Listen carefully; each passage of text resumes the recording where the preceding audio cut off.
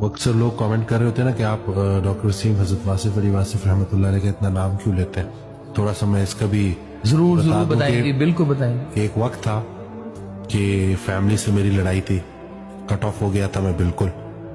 خونی رشتے میں نے بالکل خونی رشتے بن گئے, خونی رشتے بن گئے تھے, صحیح خون آیا ہوا تھا, صحیح اتر آیا تھا آنکھوں میں, اور بڑے قریبی اس میں پوری فیملی سے میں علیحدہ, اور میں نے کوئی نہ کوئی جواز تلاش کر لیا تھا.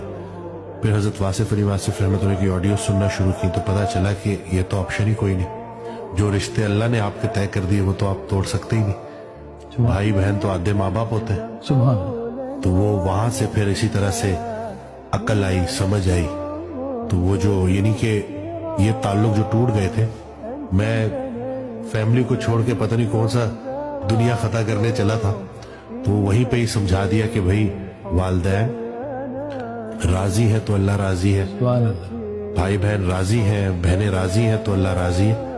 تو وہیں پہ ہی جی وہ غلطی سامنے آ گئی.